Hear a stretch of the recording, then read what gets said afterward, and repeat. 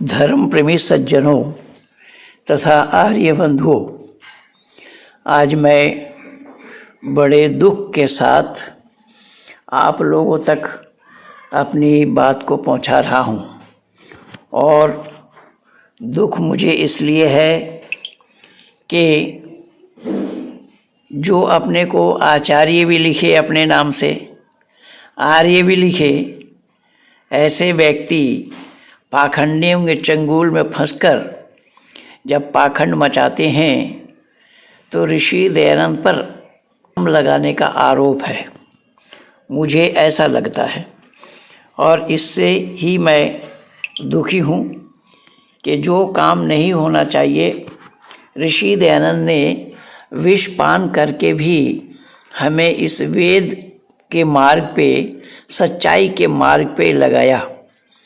और आज उसी ऋषि दयानंद के संस्था में, आर्य गुरुकुलों में रहकर जब हम आर्य नहीं बन पाए, अपने नाम से आर्य लगा रहे हैं और पाखंडियों के चंगुल में फंसकर पाखंड मचा रहे हैं, ऐसा ही एक सीन कल हमें देखने को मिला। कल रात को 8 बजे एक वीडियो मैं देख रहा था जिसमें शौर्य दिवस मनाने के लिए लोग एकत्रित हुए थे एक मंदिर में। और जिस मंदिर में इसी शौर्य दिवस के नाम से भाई वसीम रिजवी, जो कल जिनका नामकरण हुआ है, जितेंद्र नारायण सिंह त्यागी, अब वाकई में त्यागी हैं या क्या हैं वो तो मैं नहीं जानता हूँ, लेकिन उनसे जो काम कराया गया या उन्होंने स्वेच्छा से जो काम किया है, उसे देखकर मैं हैरान हो रहा हूँ। तो जिस चैनल में ये दिखाया जा रहा था, उस चैनल का आ रहा था हेडिंग मध्य प्रदेश न्यूज़। तो मध्य प्रदेश चैनल जो दिखाया गया है, उसमें ये दिखाया जा रहा था, मध्य प्रदेश समाचार चैनल नाम है उसका। उसमें ये दिखाया जा रहा था कि वसीम रिजवी एक लोटा में पानी मिला दूध मिलाकर शिवलिंग पर चढ़ा रहे हैं। मैंने इस चैनल के जो नंबर दिखाए जा रहे थे 9179111917, वो नंबर भी उसमें स्क्रीन में चल रहा था। मैंने फ़ौरन इस नंबर पे फ़ोन मिलाया तो उन्होंने उठाया नहीं। तो फिर थोड़ी देर में उन्हीं का ही कॉल बैक आया। हाँ जी, नमस्ते जी। नमस्ते। आप कौन बोल रहे हैं भाई साहब? मैं खबर मध्य प्रदेश न्यूज चैनल से बात कर रहा हूँ। खबर मध्य प्रदेश? जी। अच्छा अच्छा। अब मैं ये पूछ रहा था, वो वसीम रिजवी का परावर्तन वाला, मैं देख, परावर्तन क्या, वो पूजा कर रहे थे, देख रहा था। जी जी जी। शिव, तो शिव में जो दूध चढ़ाया जाता है, वो दूध में पानी है या पानी में दूध है? वो मैंने वीडियो नहीं देखा, मुझे वॉच करना पड़ेगा। मैं आपका समाचार सुन रहा था, वही मैं सोचा चेक करके हाँ, मेरा नाम पंडित महेंद्र पाल आर्य है। जी जी जी जी जी जी। तो मैं एक बार चेक करके आपको बता दूं, इतनी गौर से तो मैंने भी नहीं देखा। जी। अब भगवान भी इनके ऐसे हैं, वो भगवान भी नहीं पता लगा पाता कि हमें खालिश दूध दिया जा रहा है या पानी मिला दूध दिया जा रहा है। सही बात है, मैंने इतना गौर से मैंने भी वीडियो नहीं देखा है। मैं चेक करता हूँ, फिर आपको बिल्कुल बताता हूँ। जबकि वसीम रिजवी मेरे टच में थे, मैं सुदर्शन न्यूज चैनल में लगातार 29 दिन इसका जो PIL डाला था सुप्रीम कोर्ट में, 26 आया था, तो मैं लगातार 29 दिन इनका साथ दिया, समर्थन किया है इनका, इनके पक्ष में। हाँ, तो कम से कम इनको अगर परिवर्तन करना चाहता तो वैदिक धर्म लेता, जहाँ पर मूर्ति पूजा की कोई गुंजाइश नहीं है, वेद को अपनाता। ठीक है, मैं एक बार चेक करता हूँ, फिर आपसे बात करता हूँ। मैं भी कहीं थोड़ा सा बाहर था, तो मैं आपसे ज्यादा कुछ बोल नहीं पा रहा हूँ।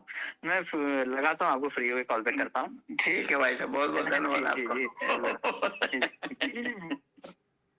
मैंने पूछा कि भाई कौन, तो बताया कि ये मध्य प्रदेश समाचार चैनल है। तो मैंने उनसे पूछा कि भाई ये वसीम रिजवी जो शिवलिंग पर दूध चढ़ा रहे हैं, वो दूध मिला पानी है या पानी मिला दूध है? और वो तुम्हारा शिव भी कैसा है जो शिव ये नहीं जान पा रहा है कि मुझे खालिस दूध डाला जा रहा है, खालिस दूध दिया जा रहा है, या पानी मिला दूध या दूध मिला पानी दिया जा रहा है? जब उसको ही ये शऊर नहीं है, उसे ये जानकारी नहीं है, तो ऐसे जगह में ये अंधविश्वास फैलाने का क्या मतलब? और ये वसीम रिजवी वही वसीम रिजवी है जिस वसीम रिजवी ने कुरान की 26 आयतों पर प्रतिबंध लगाने के लिए सुप्रीम कोर्ट में पीआईएल डाला था। और उसे किसी ने अगर उजागर किया, वो या वसीम रिजवी को दुनिया भर में किसी ने पहुंचाने का काम किया, तो वह सुदर्शन न्यूज़ चैनल के डायरेक्टर माननीय सुरेश चौहान के जी ने किया था। और कंटिन्यू उसका जो प्रोग्राम चला, उस प्रोग्राम में मैं भी भागीदारी था। मैं भागीदार बन करके अंपायर के रूप में मुझे वहाँ नियुक्त किया गया था। और सुरेश जी तमाम इस्लाम जगत के बड़े बड़े आलिमों का नाम ले करके पुकारा करते थे, लेकिन कोई सामने आने के लिए तैयार नहीं हुआ और सामने आकर के राज़ी नहीं हो पाए। साथ ही साथ ये जो कोई आया वो निरुत्तर हो करके गया। एक मौलाना कोकब आए थे, वो बोल रहे थे कि कुरान के 6666 आयतें में जो है हम उसे इस तरीके से मानते हैं। तो मैंने पूछा कुरान में कितनी आयतें हैं, तो दोहराया 6666। मैंने फ़ौरन कहा कि माननीय मौलाना साहब, अगर आप कुरान में 6666 आयत दिखा पाते हैं तो मैं इस्लाम स्वीकार कर लूँगा, और ना दिखा पाने की दशा में आपको सत्य सनातन वैदिक धर्म स्वीकार करना पड़ेगा। वो कुरान लाने के लिए गए तो वो आज तक कुरान ही लाते रहे, सामने नहीं आया। ये इसीलिए मैंने अपना इस लेख को जो मैं लिखा हूँ अपने फेसबुक पेज में, कि लोग कहते हैं कि सत्य वही है जो सर पर चढ़ कर बोलता है। तो इससे ये साफ जाहिर हुआ कि सत्य सनातन वैदिक धर्म में आडंबर नहीं है, सच्चाई से ओतप्रोत है। लेकिन भाई वसीम रिजवी अगर एक ईश्वरवादी थे, कुरान में इस्लाम में एक ईश्वरवाद है ये बतलाते हैं। इस्लाम वालों की मान्यता है कि इस्लाम एक ईश्वरवाद पर आधारित है। अगर इस्लाम को छोड़ना था तो उन्हें कोई विशुद्ध एक ईश्वरवाद को लेना था कि इस्लाम से सुपर क्वालिटी का एक ईश्वरवाद कहाँ है, उसे ही अपने जीवन में उतारना था। लेकिन उन्हें एक ईश्वरवाद को अपनाने के बजाय पाखंड को अपना लिया है। पाखंडियों के साथ मिलकर के पाखंड को आचरण में लाया। जो सत्य सनातन भले ही कहे, लेकिन हिंदू कोई धर्म का नाम नहीं है और ना ही सनातन कोई धर्म का नाम है।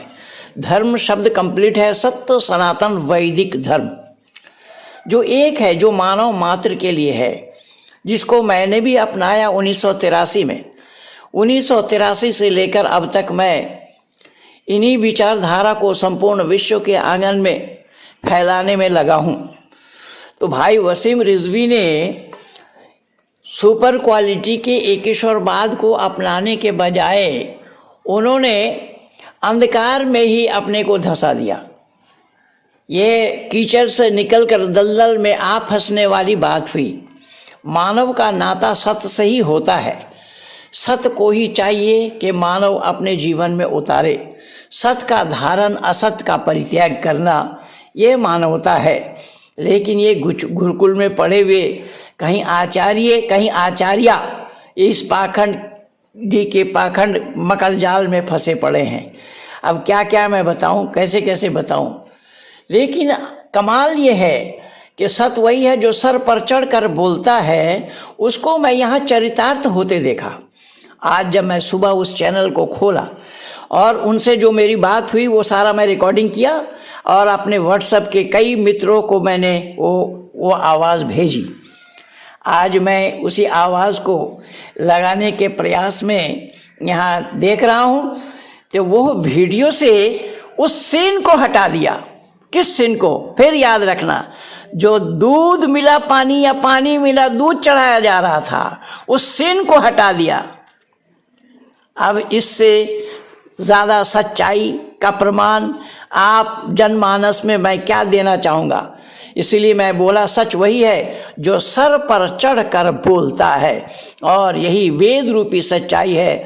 वेद रूपी सच्चाई का मुकाबला आज तक किसी ने किया नहीं, ना कोई कर पाया। जो आया वो मुंह के बल गिरा। यूट्यूब में भरा पड़ा है मेरे सारे वीडियो। इस्लाम जगत के आलिमों से मेरा डिबेट, शास्त्रार्थ, कोई जवाब नहीं दे पाया और न जवाब देने की सामर्थ्य इन लोगों में है।